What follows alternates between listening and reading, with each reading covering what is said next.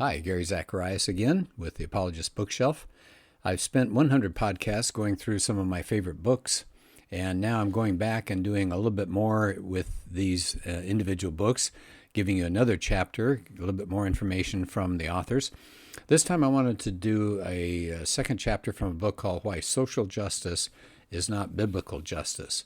And so we've got a problem out there. We've got the ideological social justice part of critical race. We're hearing a lot about that and now being taught in schools and things like that.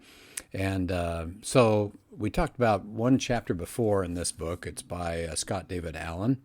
And I like the subtitle, An Urgent Appeal to Fellow Christians in a Time of Social Crisis.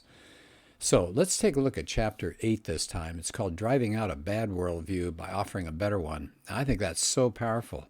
I think we as Christians find ourselves complaining and defending and criticizing and looking at the negatives that we see around us when we have the best worldview possible.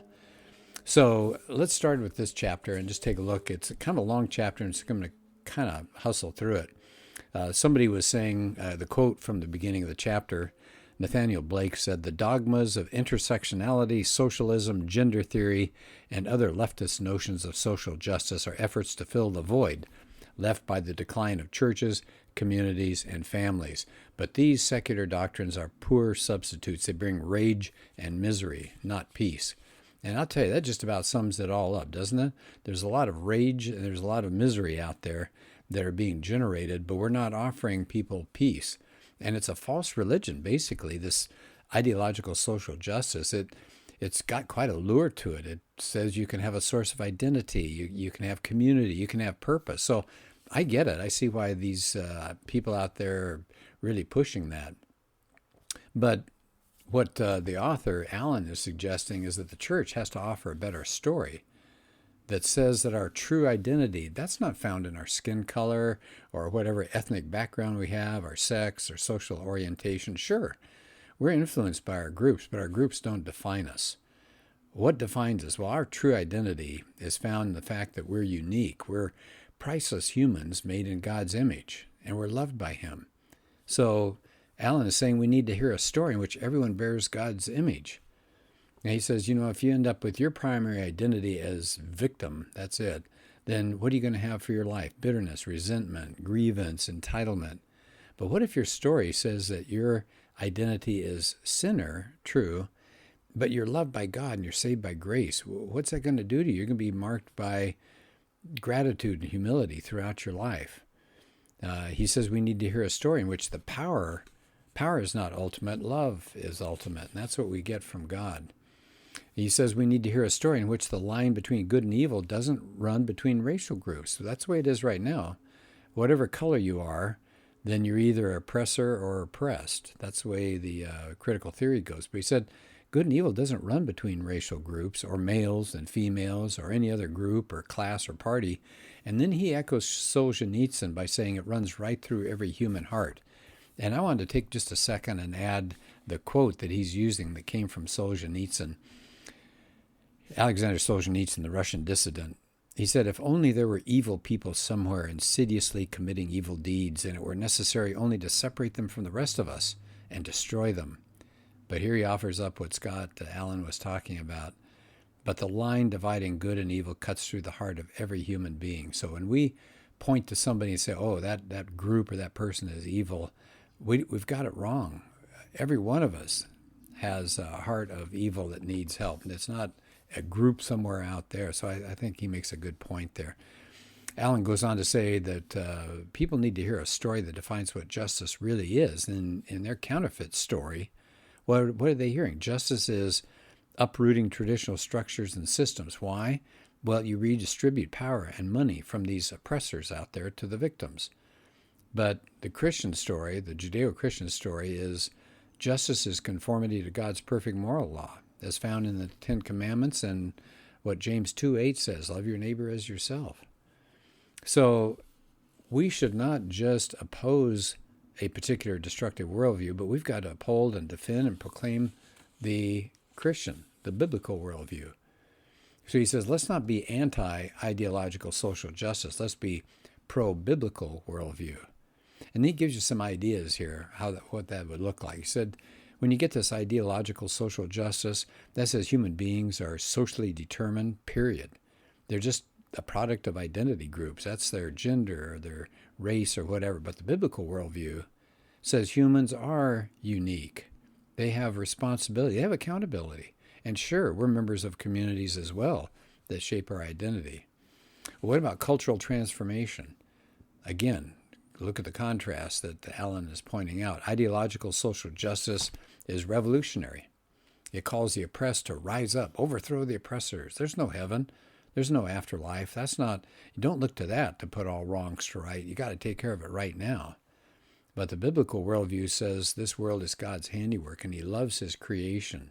And he's going to redeem all things that are broken because of the fall. And God says we're supposed to participate with him to reconcile all things. So we work in the power of God's Spirit to bring truth and goodness and beauty everywhere, into the arts, into law, into education, business, government.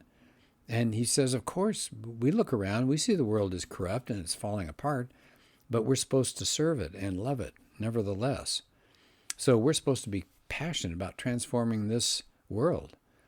Now, for the social justice revolutionary, the change is external to the person. You change outside of him, but Christianity says the change has to come inward, inside, and spiritual, and then it transforms the society around it. He says the problems of the world are not out there in society, they're in here in our fallen hearts and minds. I think that's just crucial to this whole thing. Where is the problem? The problem is in us. It's not a person, a group, a social standing or whatever. It's our fallen hearts and minds. I'm reminded of, I don't know if it's an apocryphal story or true, but that back about 1900, there was a Christian author who was asked, what's wrong with the world? And he said, and they were expecting him to say, oh, it's education or it's money or whatever. And he said, I'm the problem with the world. We need to express that to others. What about racism? Well, ideological social justice says racism as well as sexism and homophobia and all that stuff, that's widespread, it's systemic, it's pervasive, and it's true, it's out there.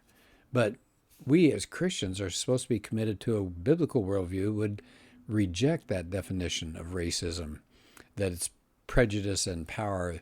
Racism is only applying to white people. We have to define and defend the true definition of racism, the idea that race is the primary determination of all of our traits and capacities. And racial differences produce an inherent superiority of a particular race. We don't believe that. We need to work hard for true racial reconciliation. What about this idea of structural systemic injustice? He says that, the biblical worldview provides a comprehensive view of the fall. The fall affected individuals, that's true, but it disordered all of creation, and God wants to redeem it all. And so we can agree with these social justice people that there is structural or systemic evil, but it's not a distraction. It should not be a distraction, really, that brings the church away from the central mission. If you want to reform the evil that's outside there, what do you have to do? You have to transform fallen human hearts. So we're back again to the idea that good and evil cuts through the heart of every human being. He also goes on to talk about the advocates of ideological social justice see the Western civilization and the U.S. as irredeemably corrupted. That's it. It's gone. And he says, the temptation is for us to paint the other side, say, oh, no, it's okay. Well, there are no perfect or near perfect civilizations. That includes us. So we have to uphold the truth. That's a key thing about our nation's history, both the good and the bad. So we shouldn't be marked by a real negative spirit toward America or Western civilization, but not superiority either. So what are some of the tactics? What are some things that we should use as we're talking to people that differ with us? Well, he says, on the other side, the ideological social justice people are going to use power tactics. It's called cancel culture. They'll talk political correctness, or they'll bully, or they'll shame, or they'll threaten, or they'll silence, whatever they can, make people lose jobs. Cancel culture doesn't believe in free speech or dialogue. There's no forgiveness. There's no reconciliation. This, in fact, he says, sounds a lot like what happened in the French Revolution and the communist revolutions in Russia and China and Cambodia and Cuba. This sounds pretty Marxist when you look at it. So how should Christian opponents respond? Well, he says, here's some thoughts. So he's got a section here. How should we respond to these people who are our opponents? Well, we need to be gracious. We need to be civil. We should give others the benefit of the doubt. We should assume, that they really do want to pursue justice and fight for the oppressed. We should be quick to listen, slow to speak. We should pray. Oh, amen to that. We shouldn't give up on discussion and dialogue. We shouldn't cow to pressure. And we should sacrificially work for our neighbor's good. We should not fear. That's easy to do that these days. In fear of losing a job or fear of being called names. So he says, don't fear, but trust in God's sovereignty and power. Love those who oppose you and pray for them. That comes from Matthew 5. And then he says something I think is so valuable. He said, the things that shape our culture, look around. It's education. It's the arts. It's film. It's literature. It's entertainment. It's law, business. He said it's really sad. Almost all of them are controlled by the people that are on the other side, the ideological social justice practitioners.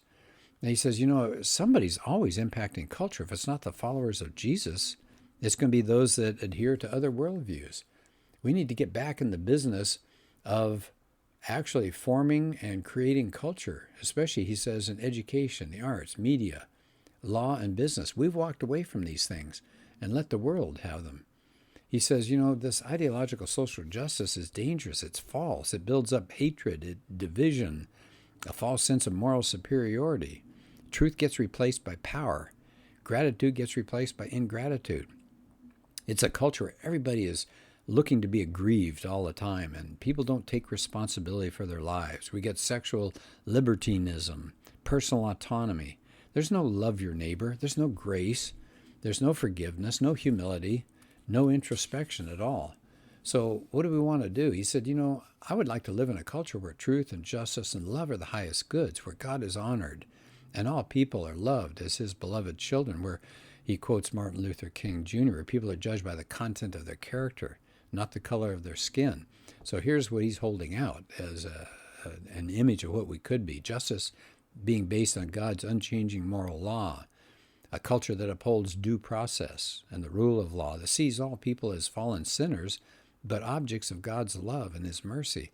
A culture that's marked by grace and mercy and tolerance and forgiveness, where reconciliation and redemption really are possible, where there's humble gratitude. I mean, this is what we want, don't we? He says, so what do we do about this? Well, he said the best way to drive out a bad worldview is to offer a good one. We need to move beyond criticizing culture. We should be creating culture. I think that's so good. Create culture. And he says, don't get discouraged. He said, this is a hard task, but we're not alone. And he quotes Greg Koukl. I like a lot of the material Koukl puts out. Here's what Koukl had to say. Those of us who trust him are not alone in the struggles against evil and injustice. Even though we take casualties, he is with us, always, in everything. That's his promise.